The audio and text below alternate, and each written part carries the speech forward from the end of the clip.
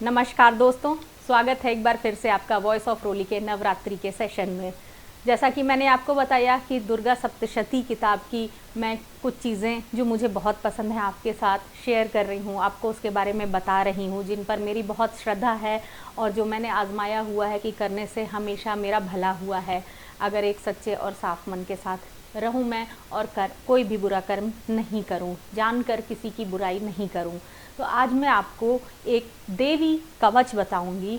यह देवी का कवच जो है उसमें यह प्रार्थना की जाती है कि देवी माँ हर तरह से मेरी रक्षा करें, मेरे मन की रक्षा करें, मेरे शरीर की रक्षा करें और अपने शरीर के हर अंग को, हर भाग को, यहाँ तक कि नाखून से लेके बाल से लेके पैरों के नाखून तक को हम एक एक देवी माँ को यह प्रार्थना करके एक तरह से समर्पित कर देते हैं, जिम्मेदारी दे देते हैं कि अब मेरे इस बॉडी पार्ट की, अंग की रक्षा आपको करनी है और आप रक्षा कीजिए। और इसके साथ ही हम अपने मन की, बुद्धि की, हर चीज़ की, जो भी हमारे विचार हैं, विचारों तक की जिम्मेदारी एक तरह से कह लीजिए हम देवी माँ को दे देते हैं कि आपको इसकी रक्षा करनी है। इस तरह से हम अपने बॉडी का पूरे एक इंटरनल और एक्सटर्नल एक कवच बना लेते हैं, जिस कवच को हमने देवी माँ के द्वारा ही बनाया हुआ है। सब प्रकार की हर देवी माँ मिलकर उनकी रक्षा करें। बट रक्षा क्यों करेंगी, इसके लिए ज़रूरी यह है कि मैं बार बार बता रही हूँ कि हमें अपने कर्मों को अच्छा करना है। ये नहीं कि हमने दिन में 10 घंटे तो बुरे कर्म कर लिए, इसकी बुराई, उसकी बुराई, उसकी गलत बात, इसने ये किया, उसने वो किया, यह कर लिया, इसका बुरा हो जाए, उसका बुरा हो जाए, और फिर बाद में बैठ गए देवी माँ की पूजा करने। तो फिर ऐसा नहीं है कि सिर्फ पूजा करने से ही देवी माँ खुश हो जाती हैं। अगर किसी को पूजा का टाइम नहीं भी मिलता है, उसके कर्म अच्छे हैं, बस दिन भर में एक बार वो माँ को याद भी कर लेना, तो उसका मुझे नहीं लगता कि कुछ अहित होता है। इसलिए चलिए अब सुनते हैं देवी माँ का कवच और अपने आप को देवी माँ से यह प्रार्थना करते हैं कि वह हमारी हर तरह से रक्षा करें। वैसे भी इस समय ऐसा समय चल रहा है, कोविड का टाइम चल रहा है कि सबका मन बहुत परेशान होता है। हर समय डर लगता रहता है कि कुछ हो ना जाए। हमारे अपने से ज़्यादा अपने परिजनों के लिए डर लगता है, कहीं बाहर तो नहीं निकले थे, कुछ हो ना जाए। तो आज चलिए हर तरह से अपने आप को देवी माँ को सौंपते हैं कि वो हमारी रक्षा करें। चलिए सुनते हैं देवी माँ का कवच। अथ दैव्या कवचम। ओम चंडिका देवी को नमस्कार है।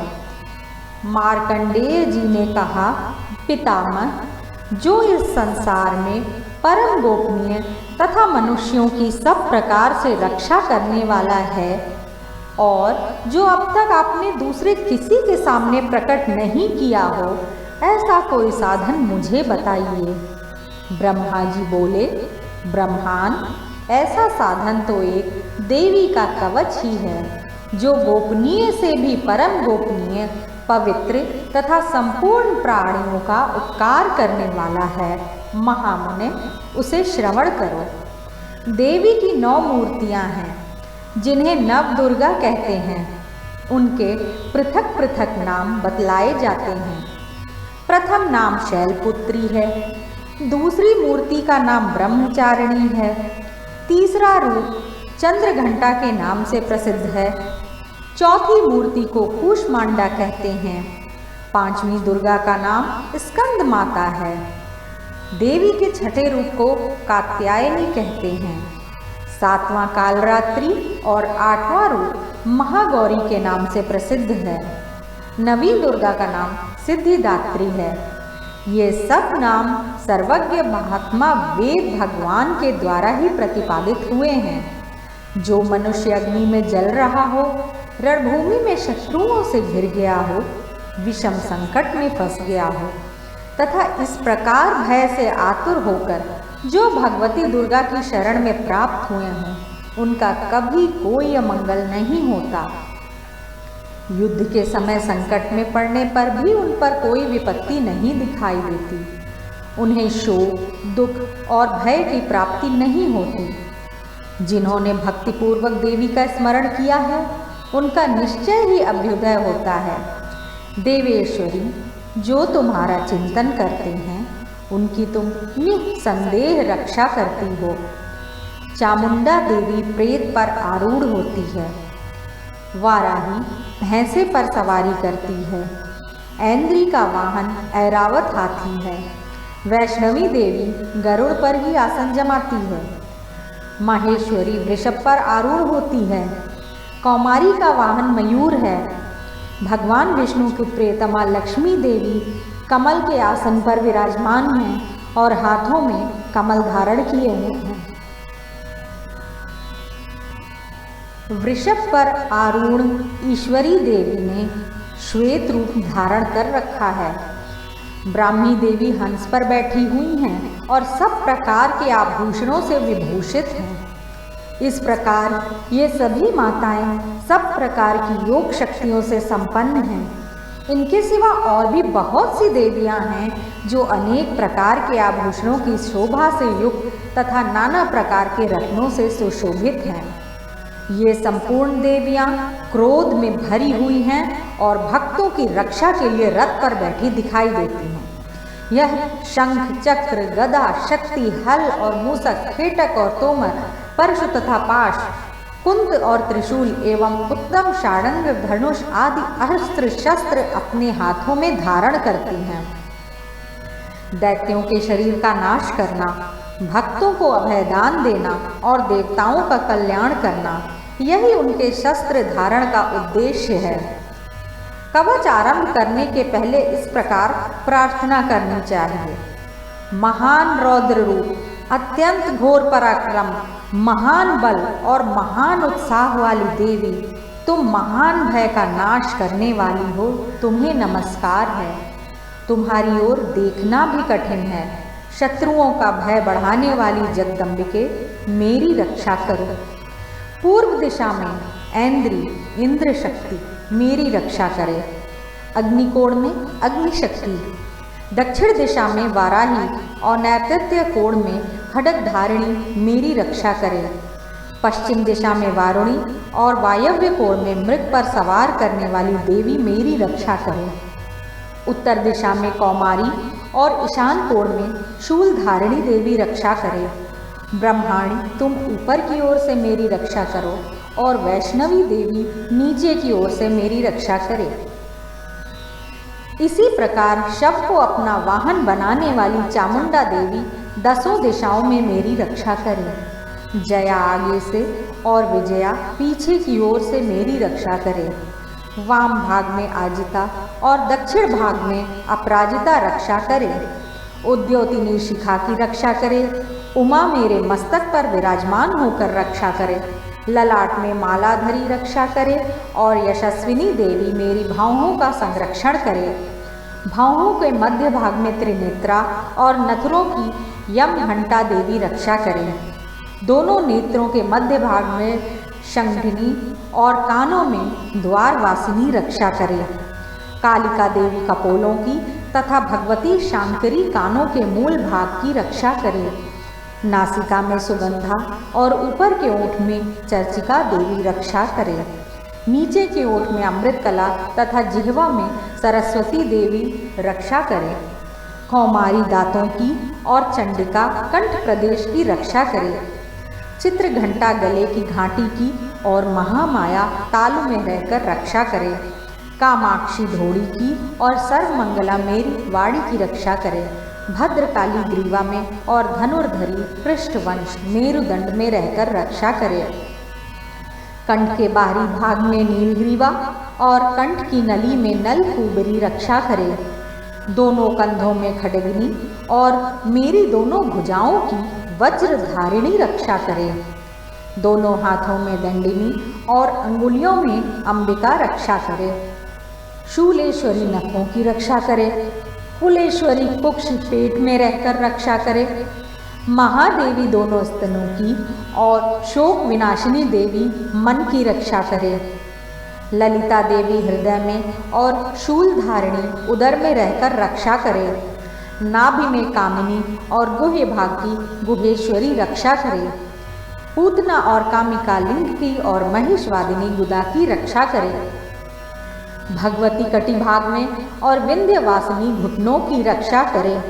संपूर्ण कामनाओं को देने वाली महाबला देवी दोनों पिंडलियों की रक्षा करे। नारसिंही दोनों घुंटियों की और तैतसी देवी दोनों चरणों के पृष्ठ भाग की रक्षा करें।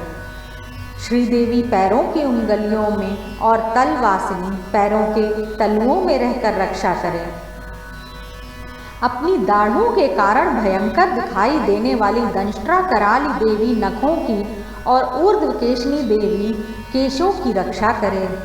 रोमावलियों के छिद्रों में कौबेरी और त्वचा की वागीश्वरी देवी रक्षा करें। पार्वती देवी रक्त, मज्जा, वसा, मांस, हड्डी और मेद की रक्षा करें। आंतों की कालरात्रि और पित्त की मुकुटेश्वरी रक्षा करें। मूलाधार आदि कमल केशों में पद्मावती देवी और कफ में चूड़ामणि देवी स्थित होकर रक्षा करें।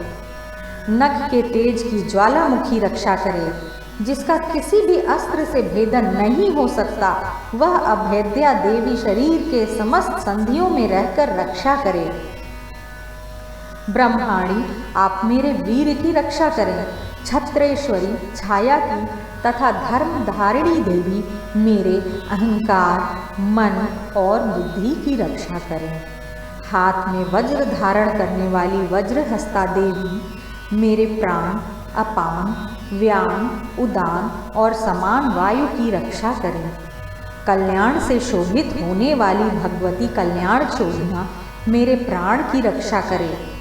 रस, रूप, गंध, शब्द और स्पर्श इन विषयों का अनुभव करते समय योगिनी देवी रक्षा करें तथा सत्वगुण, रजोगुण और तमोगुण की रक्षा सदा नारायणी देवी करें। वाराही आयु की रक्षा करे, वैष्णवी धर्म की रक्षा करे तथा चक्रिणी, चक्र धारण करने वाली देवी यश, कीर्ति, लक्ष्मी, धन तथा विद्या की रक्षा करे। इंद्राणी, आप मेरे गोत्र की रक्षा करें। चंडिके, तुम मेरे पशुओं की रक्षा करो। महालक्ष्मी मेरे पुत्र पुत्री की रक्षा करे और भैरवी मेरी पत्नी की रक्षा करे। यहाँ पर पत्नी लिखा होता है, पर जब मैं कर रही होती हूँ या कोई लेडी इसको कर रही हैं तो आप बोल सकती हैं कि भैरवी मेरे पति की रक्षा करे। मेरे पथ की सुपथा तथा मार्ग की क्षेमकरी रक्षा करे। राजा के दरबार में महालक्ष्मी रक्षा करे तथा सब ओर व्याप्त रहने वाली विजया देवी संपूर्ण भयों से मेरी रक्षा करे। देवी, जो स्थान कवच में नहीं कहा गया है अतएव रक्षा से रहित है, वह सब तुम्हारे द्वारा सुरक्षित हो, क्योंकि तुम विजयशालिनी और पाप नाशिनी हो। यदि अपने शरीर का भला चाहे तो मनुष्य बिना कवच के कहीं एक पग भी न जाए, कवच का पाठ करके ही यात्रा करे। कवच के द्वारा सब ओर से सुरक्षित मनुष्य जहाँ जहाँ भी जाता है वहाँ वहाँ उसे धन लाभ होता है तथा संपूर्ण कामनाओं की सिद्धि करने वाली विजय की प्राप्ति होती है।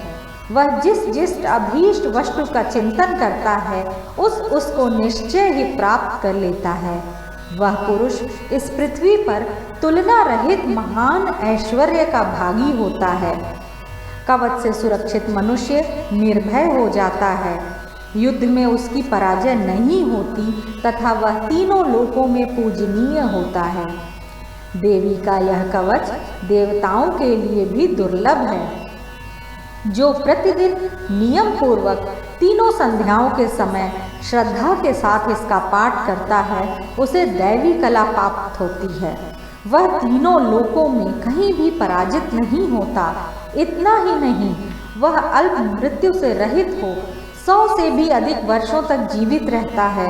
मकरी, चेचक और कोढ़ आदि उसकी संपूर्ण व्याधियां नष्ट हो जाती हैं।